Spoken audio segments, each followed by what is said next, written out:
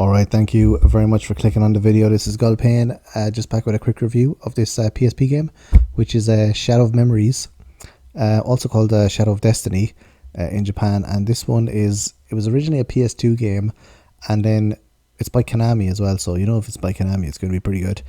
It was originally ported from PS2 to Xbox and then to PC, and then also ported to PSP as well. So interesting differences between the PSP version and the original PS2 version. So there's a few differences, which we'll get to in a few minutes. But just to go over the game first. So this was basically a PS2 game that I played when I was younger, and I really liked it. It was excellent. It was not like any other game I'd ever played. It has you controlling the protagonist Ike, and he gets murdered, and then he basically has to go back in time and forward in time to prevent himself getting murdered.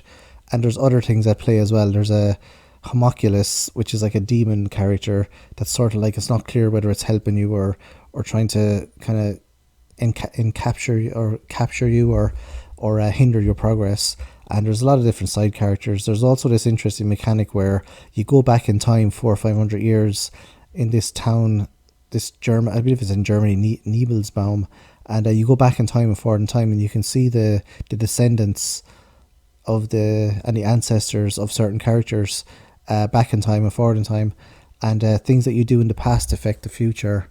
For example, like building a tree or knocking down a tree so that the person trying to kill you can't hide behind a tree. All these different sort of things. It's very interesting. It's a very interesting mechanic. I don't really see many games doing this. I see movies tackle this issue of time travel, but games don't really do it as much, and not to the extent that this game did it anyway. So you're free roaming. You go around. Well, it's not free roaming because you're constantly stuck behind objects, and there's not that many places you can go. But you're in this town, and there's different parts of the town you can go to. There's a fortune teller. There's a library. There's a sort of a mansion you can go to as well. There's all different bits you can go to as you unravel the story. And again, this game, its strength is in sort of the characters. They're not really very well developed, but I don't know, for the time when it was released first in the early 2000s, it was just like fantastic. I thought it was really good.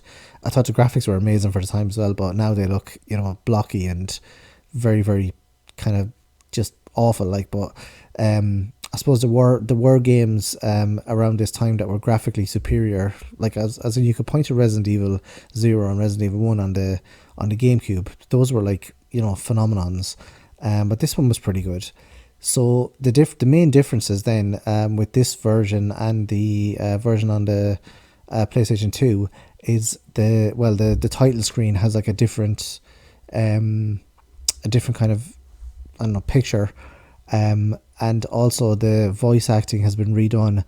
Although the new voice acting is okay. I do prefer the old-fashioned, constantly confused voice acting that was done, the English voice acting. I'm not sure what the Japanese voice acting is like, but the English voice acting seemed very confused, and it seemed out of place. And one thing that I did notice with the original as well was that the voice acting and the music didn't seem to be in sync. Like the music was really loud and the voice acting was loud, or wasn't that loud, so you couldn't really you couldn't hear what the characters were saying a lot of times.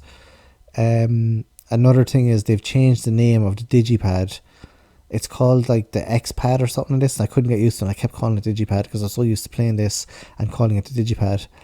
And the screen for traveling back in time and forward in time has also changed. It looks better in this actually than the original one. The original one is quite iconic, but the screen here just looks a bit better actually, to be honest. It's more it seems to be like a better interface. Another difference that the keen Shadow of Memories player will notice as well with the new it's not a remake, it's more like a port, but like with slight enhancements, like very slight enhancements I think anyway, is there seems to be more characters, like non-player characters you can talk to, because I've walked around this first bit loads of times in Lebensraum, and I don't think I've ever seen that little girl before. And there's another few characters as well that seem they seem new, although she might have been there, I just forgot her. But it's been a while since I played Shadow of Memories on the PlayStation 2. But there seems to be a lot of kind of new non-player characters, but apparently they don't really have any, like vital they just give you a little bit more information, or they make it easier for you to find out what you're supposed to do, because it's very difficult in this game to find out what you're supposed to do a lot of times.